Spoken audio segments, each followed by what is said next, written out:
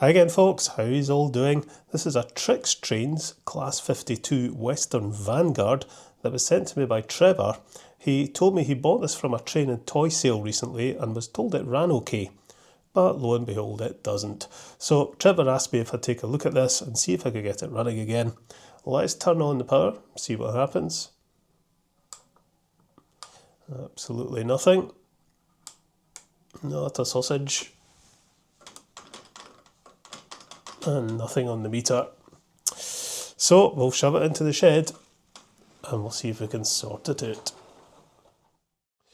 Alright, a Trix Class 52. I've looked at a couple of Trix models before.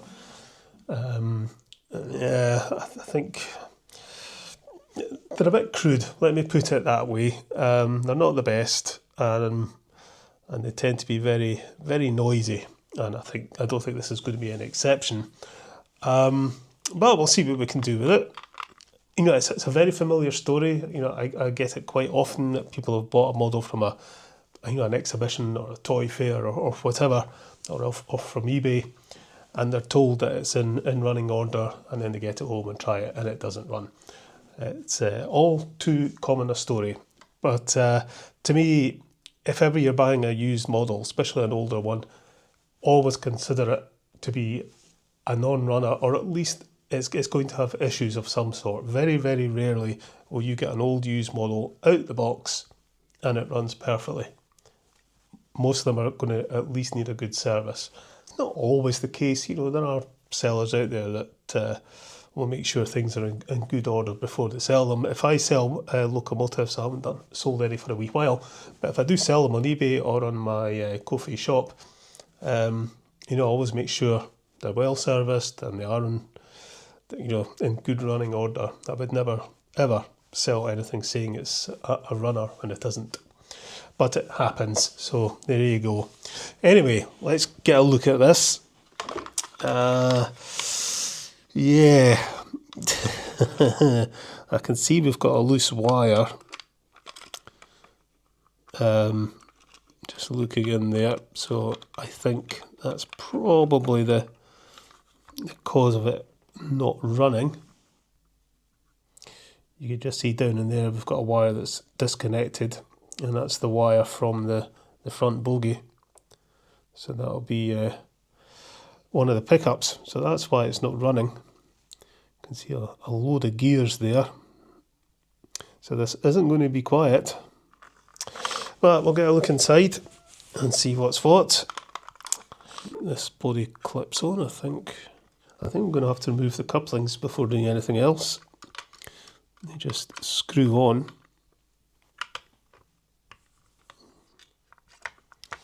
Two. Right. Looks like this comes out, this middle bit.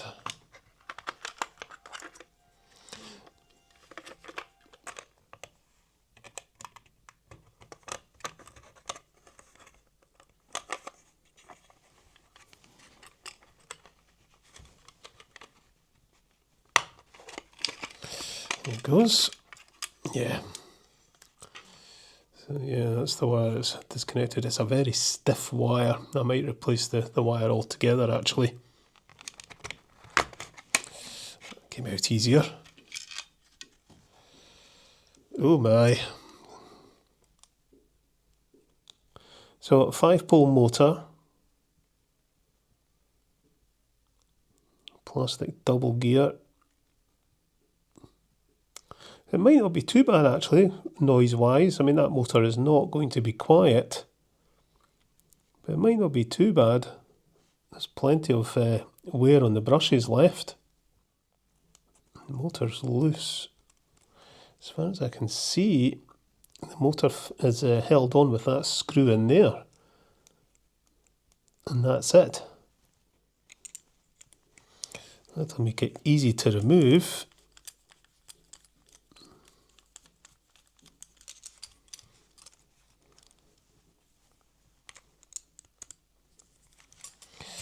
So, oh, it's the suppressor loose. Oh, the wee washers are just falling out there. Where are they from? I think these little washers must have been around the screw that held the motor in. They're just acting as spacers. This suppressor or choke or whatever it is appears to have been completely fried, so I'll not be putting that back in. We'll just leave it suppressorless. I mean, the motor looks to be in pretty good condition actually. Magnet's strong enough. So I'm not going to take this apart. I'll give the commutator a clean and we'll give it a bit of lubrication. Let's put a battery to it.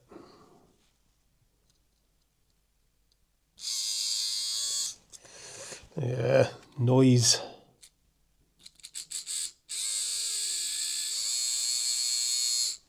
It's kind of like the 5-pole motor you get in some Airfix models.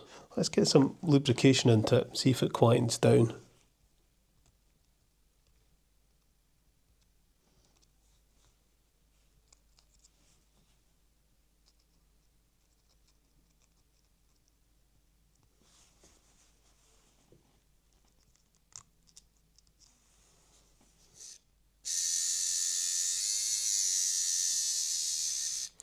A wee bit. Where would that wire go? It would have been joined onto that, which must have been connected to. It would have to go to this brush, the insulated one.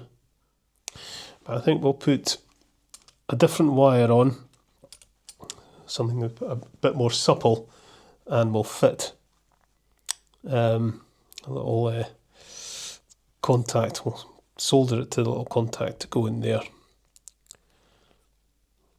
Just use the one from an XO3 or XO4 motor. Give it a scoosh. It's funny, I don't know what it is about 5-pole motors. A lot of people, make big song and dance about 5-pole motors versus 3-pole. On paper, a 5-pole motor should be an awful lot better, but for some reason, in my experience, especially the older motors, they're always a lot noisier. The Hornby Ringfields are a classic example. I would much rather have a 3-pole Hornby Ringfield than a 5-pole one. I don't like the 5-pole Ringfields at all. I mean, yeah, I get there's less cogging, they should be more efficient, etc., etc. But I just always find them noisier. I think modern motors are fine, but the older ones, nope, I don't like them.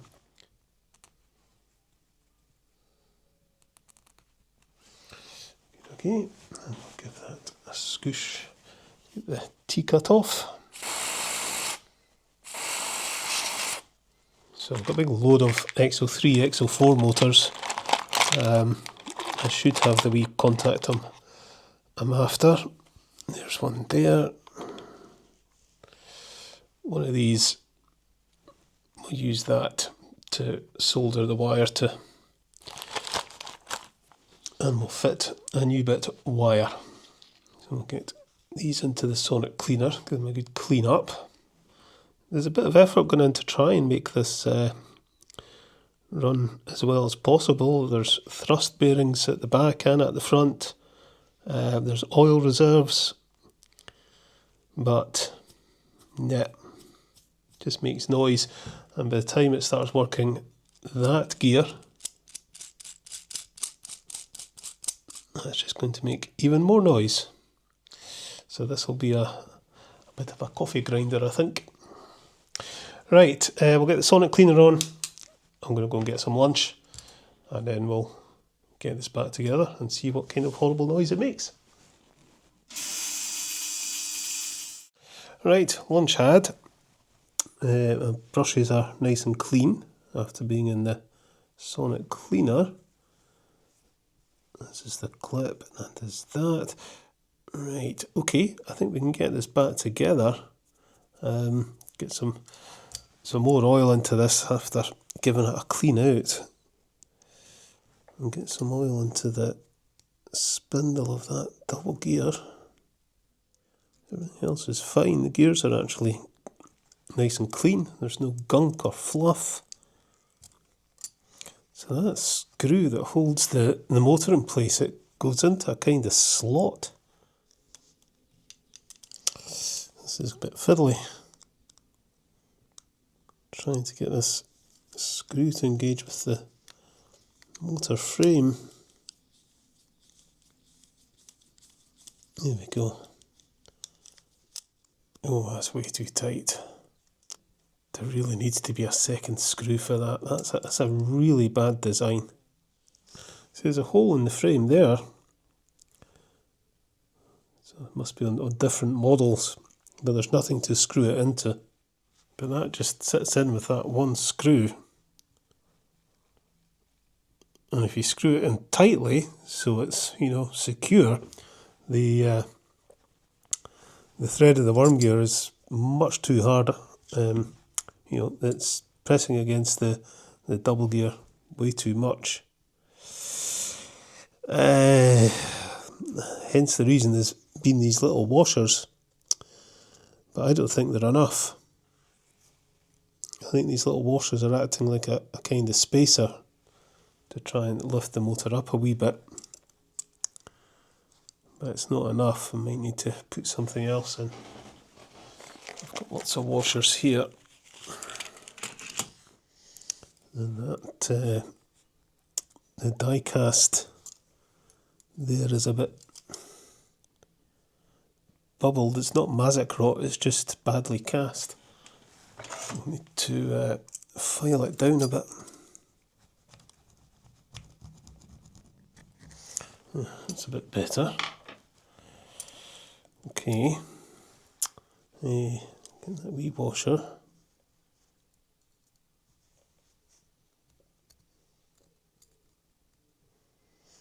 Let's try that.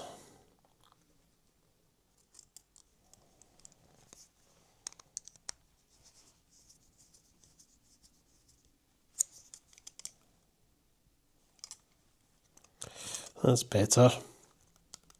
So that motor is now screwed in securely, nice and tight, and that motor will still spin. So the worm gear is not pressing on that double gear anymore. These wee washers just simply weren't thick enough. Right-o, get the brushes in.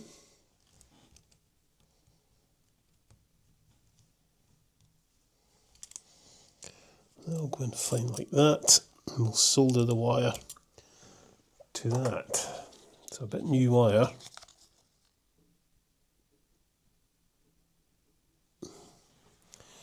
There we go. This has got a wee hole in it. Can't tell. Can't be bothered using the desoldering iron. It takes too long to heat up.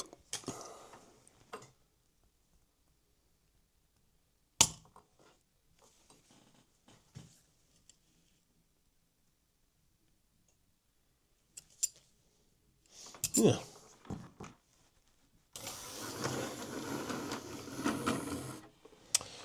Polarity's wrong. Oh, jings. Simplest thing to do is going to be to just swap the wire from one brush to the other. Right. Okay, try that. Yep, that'll work. Right, okay. We'll pop this back into the body shell. Not got any missing buffers or anything. Seems to be in otherwise okay condition. Don't think it's been used much. I mean, the brushes look as if they've got no wear in them at all. So I don't think it's been used an awful lot. Righty-ho. So pop that back in. Clip it in one side and then the other.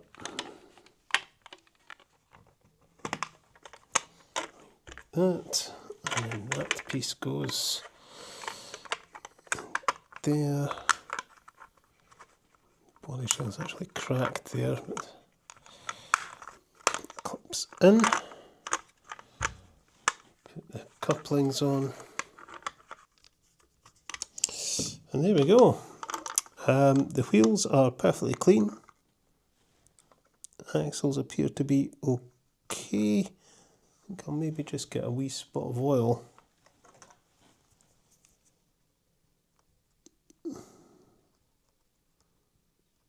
Into there, into there.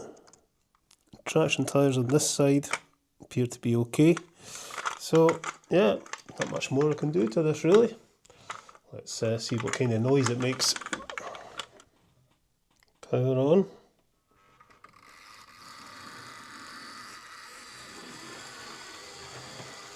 Do you know, it's not that bad.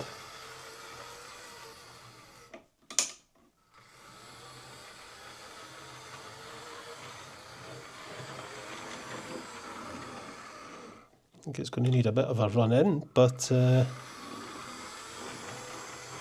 I've heard a lot worse.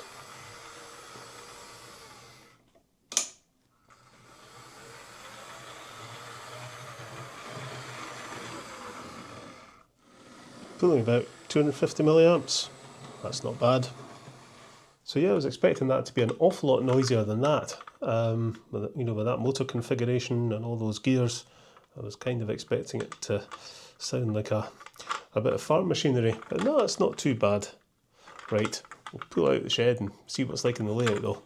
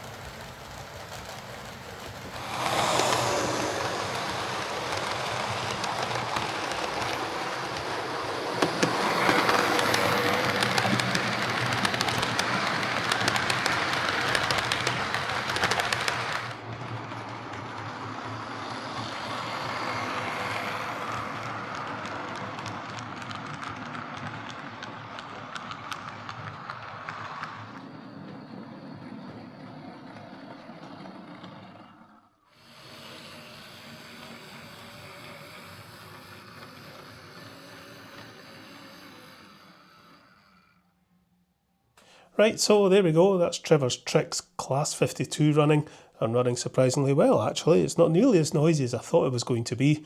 With that motor configuration and all those gears, I really was half expecting it to sound a bit like a combine harvester, but it's not bad. This should be a pretty reliable runner as well, because, there isn't really much to it. But yeah, something a bit different to look at, which is always good. Okay, I shall get this packed up and sent back to Trevor, and I'll catch you later, folks.